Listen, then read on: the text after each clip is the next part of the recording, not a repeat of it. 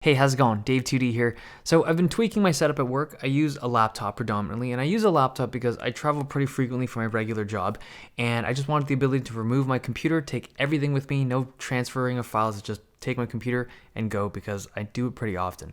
Now the setup that I've been using most recently in my office is this. It was meant for work, but a lot of the components in here are built for gaming. I try not to game very much when I'm at work. I mean, it's difficult not to because I have access to a lot of good hardware, but I just found the setup to be a little bit messier than it needs to be. There's a lot of wires, a lot of extra stuff that I wasn't using very often, so I thought I would try to do something to clean it up a bit.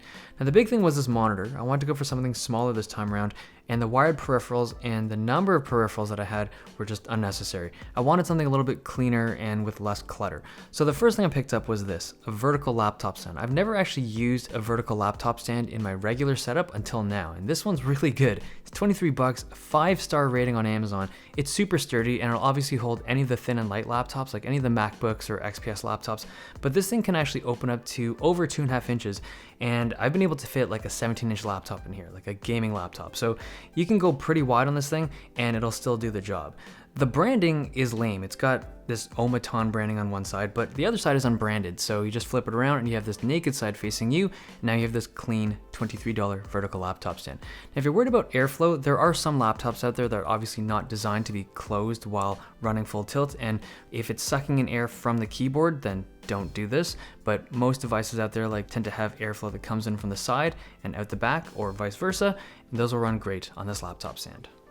The Alienware display I swapped out for something a lot cleaner. This one's from LG. It's freaking fantastic. It's a 4K panel, 27 inches, but it runs at 60 Hz, so it's obviously not designed for super hardcore, high refresh gaming, but it's actually one of my favorite panels on the market right now. It's really color accurate right out of the box, and it's got USB-C support, so if you have any laptops that can charge via USB-C, it's a single cable that runs the whole setup.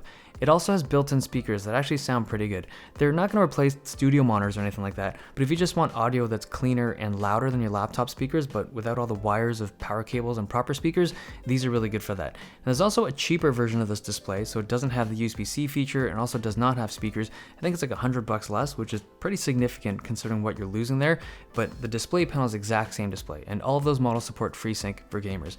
Now there's one thing about this monitor that kind of bugs me. The marketing material and on their website indicates this HDR10 feature, and it's a little bit misleading. It's more of an HDR10 experience. It's not HDR10 certified. It doesn't have a 10-bit panel. It's not bright enough for true theater level HDR. It comes in at 450 nits, but it is compatible with an HDR input. It'll accept an HDR10 signal and it'll display it better than a lot of other panels because it is super color accurate, but it's not an HDR10 certified panel. It's just a little bit misleading of marketing, but it's a really good display for the money. My only other complaint is that the speaker volume on MacBooks, you have to adjust it using the joystick on the front of the monitor. You can't adjust it using your keyboard keys.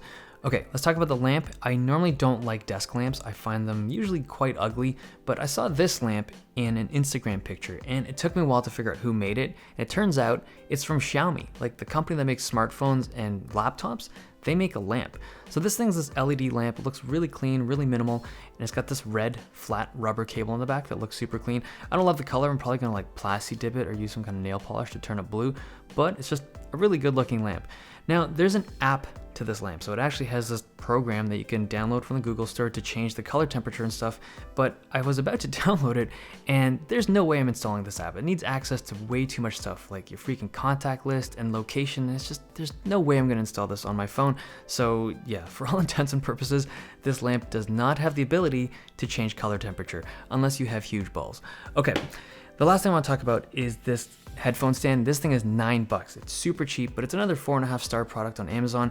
It's very lightweight. I wish it was a little bit heavier, but it's sturdy enough for what I wanted to do, and it looks clean while getting the job done. Now there's another version of this made by the same company that also has a wireless charger. I tried that thing. I do not recommend it. The wireless charger is terrible, and I think the shape of that thing is just not as nice looking, so the cheaper one is better in my books. Now to round this thing off, we have my wireless mouse of choice, the MX Master 2S. We've seen this mouse a lot in my videos. It's an excellent wireless mouse. And we also have the Drivo keyboard. So this thing is called I think it's called the Caliber, that's the name of it. And it's just a really good keyboard. It's really inexpensive. It's like 65, 70 bucks. This is running blue switches. They aren't Cherry switches, they're Otemu switches. Feel slightly different from Cherry Blues, but still a really good switch. And just the keyboard is wireless and mechanical with RGB lighting. There's so much I like about this thing. And it's a very clean aesthetic with no branding or anything like that. Like most of the cheap Amazon keyboards that have good switches and stuff have some kind of obnoxious branding. This is super clean to go with my super clean setup. Okay, hope you guys enjoyed this video. Thumbs if you liked it, subs if you loved it. I'll see you guys next time.